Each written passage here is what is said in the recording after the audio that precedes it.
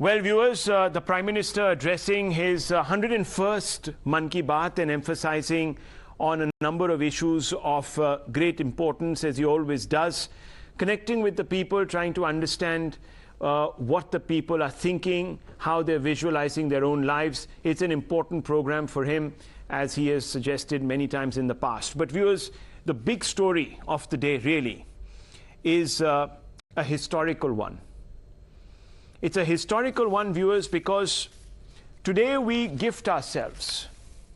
Let's never forget that. Today we gift ourselves a tribute to democracy that we can truly call our own. India's new parliament complex has been shaped by hands of Indians firmly in control of their own destiny. Of that, there is no doubt. This is a generation that is born free. Remember, the people who are witnessing this very momentous occasion were not around. A majority of them, a vast majority of them, weren't around in 1947. Viewers, it's very rare in the history of a nation that you witness an event such as this, because parliaments, as you know, viewers, are constructed. They're the beating heart of a democracy, and they're constructed to last over large scales of time. So you don't see that. And therefore, viewers, this parliament, as I said, has been shaped by the hands of Indians who are firmly in control of their destiny. They're born free. This is a generation, as I said, that is born free, and their minds have created a monument to public expression that has been culturally, philosophically, and most importantly, historically inspired by Bharat's ancient civilization. And therefore, you can see some of those rituals that are drawn from our history. And these are not just from one faith, viewers.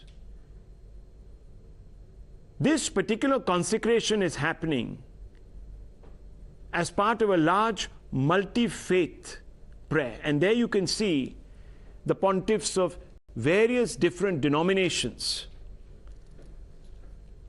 right there before you. And the Prime Minister is sitting there and listening very intently to those prayers. The shadow of our colonial past is truly receding as the sun rises over a new era. And I want to, viewers, give you a look into what the new parliament is going to look like when the Prime Minister enters it at around 12, along with a large number of other parliamentarians, to inaugurate it. So here is a view from inside Parliament. The moment that we've all been waiting for is finally here. The new Parliament building, and all set to be unveiled by the Prime Minister for the very first time. We are going to show you a glimpse, a first sneak peek into what you can find inside the Parliament. Let's take you inside the Parliament, a look at the Lok Sabha, a look at the Rajya Sabha, and everything that the new building has to offer. Come with me. So now we're just entering the Lok Sabha. Now this is the Lok Sabha in all its glory. This is where the parliamentarians, the representatives of the people, are going to be discussing key issues pertaining to the country. And fitting to that, look at this entire stretch. This is what it looks like, and the capacity is much bigger than the old Parliament building.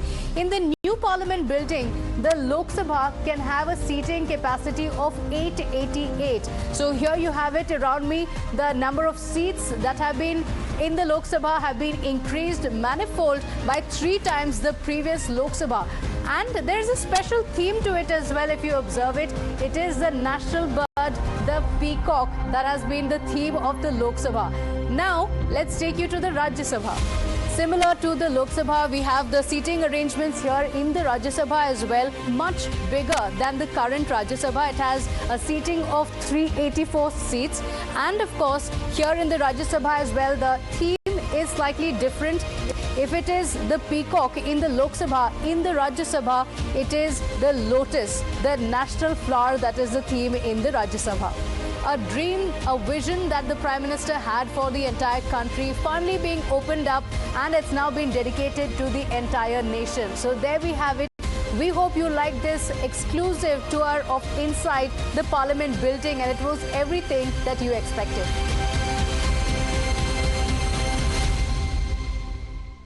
Well, in about 24 minutes or so, viewers, the Prime Minister is going to enter the House. Dr. Ranganathan, what are you looking forward to most at noon? I think it's the respect for our civilizational heritage. I think I would personally say that I think that's the most touching part of this ceremony, because I think let's be very honest here. There are parliament houses in more than, I think, 180 countries of the world. But how many of them are able to bring to this new inaugurated parliament house something that goes back historically to 1,000 years? I mean, that itself is unbelievable. And, there's, as you would know, Rahul, the iconic tagline of a very famous watch goes that you do not own this watch, you simply are given it to look after it for the next generation.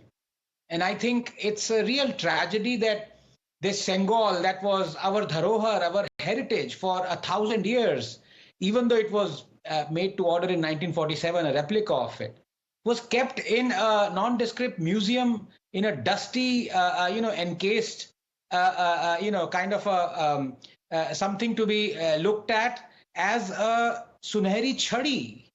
I think that itself is a disgrace, and I think people who do not remember their civilizational heritage are not worthy of remembering anything.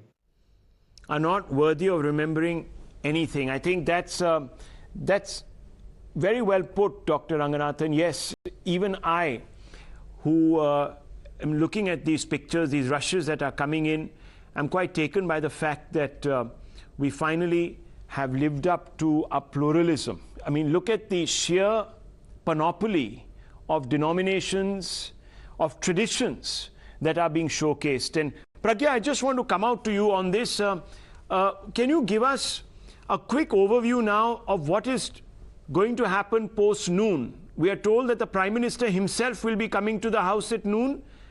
And when are the addresses of the President going to be read out? So the schedule that we have got from the sources is that Prime Minister will be there around around noon, and also there will be dignitaries present there. Around 12:10 there will be national anthem before there is a welcome address by Deputy Chairman. The message of Vice President will be read around 12:30, and President message will be around 12:35. This is what we have got to know, and Prime Minister would be speaking around 1:15 is what we have got to know. Also, before that there will be a release of coin by 1:05. That is what our sources had told us. So this is pretty much the schedule post the inauguration of new Parliament building. There will be address of Prime Minister, after which the inauguration event will be culminated. It will come to an end. Okay. And after that, Prime Minister is scheduled to have meeting with BJP ruled state CMs. I see. That's also quite interesting. Viewers, we are now joined by Mr. S. Gurumurthy, who's the editor of the Tughlaq. We're going to be speaking to him to get a perspective really of what he makes of this tryst with Naya Bharat and this new temple of democracy.